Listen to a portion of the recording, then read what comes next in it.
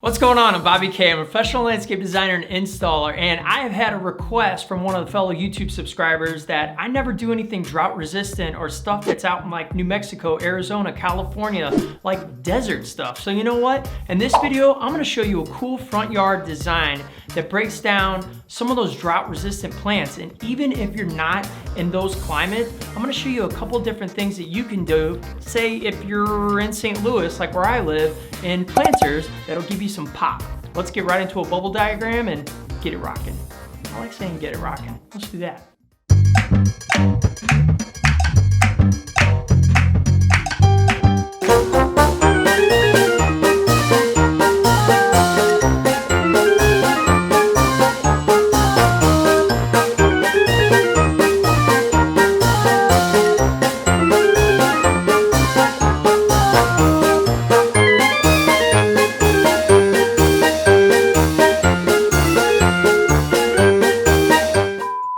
Okay, boom.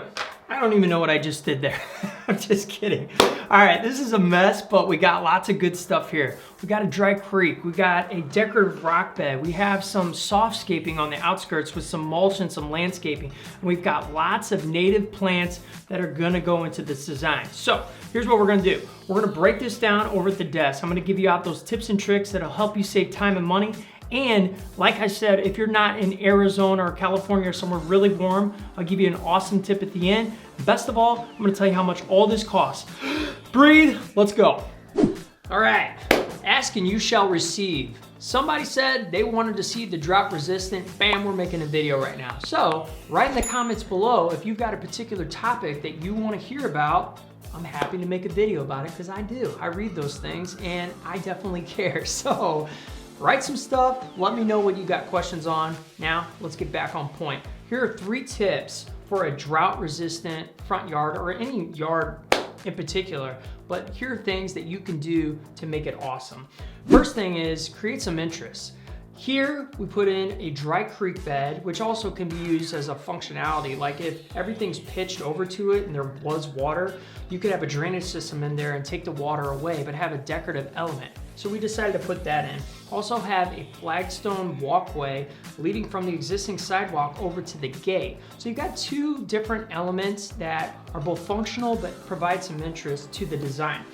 Second tip is try and pick out a couple of different focal points. And what I mean by this, in this particular case, is some plants or trees that you really like and grab a couple of them. Here, I picked some bigger aloe plants that are gonna be focal points. You got one in the corner, one by the window, one off to the side. We got 3s going on there. And then I picked some different like tropical palms that you can put in a different place or 2 because they look pretty cool. And then what you do is you build your landscaping around those focal points. So pick a couple of big stuff and then build around it. Third tip, instead of just rocking this in, Las Vegas, you lost me, man. I drive out there and it's nothing but pink rock everywhere. Now I know why they did it. It's cost effective, it's everywhere, and you know, they can't get anything to grow unless you have irrigation. But if you're a homeowner and you want to provide some interest, instead of just rocking it in, create some beds with some mulch and give it some curves. It provides interest, it looks cool, and it'll hold in the moisture really well for some of those plants that need that moisture, which is probably all of them. So work with decorative gravel and mulch as a combo, and I think you're gonna be good to go. Final question, or final thing is, how much does this cost?